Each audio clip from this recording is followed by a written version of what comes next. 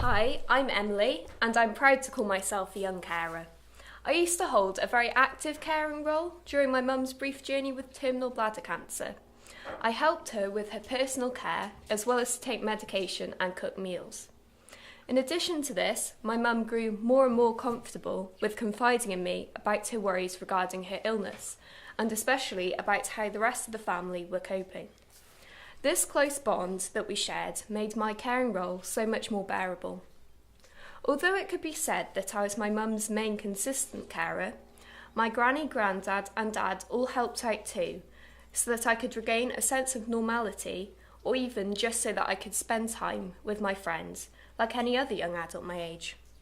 They also allowed me to carry on with my education, which I will forever be grateful to them for. However, it became clear to me just how difficult my mum found the fact that she relied so heavily on me. This distressed me enormously, as I hated to see her in pain. In fact, I would go as far as to say that seeing my mum put on a brave face was one of the hardest parts of my journey as a young carer.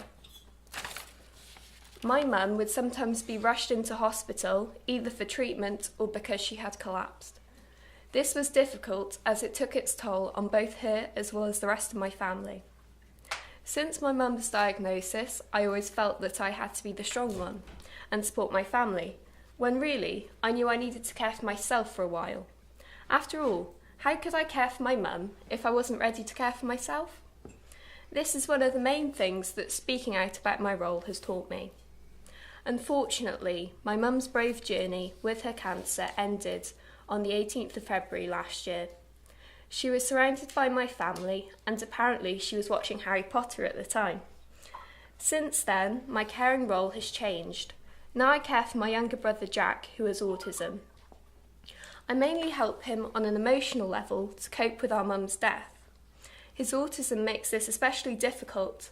However, we manage well because of my family's strong support network. My mum's attitude towards her illness inspired me in so many ways.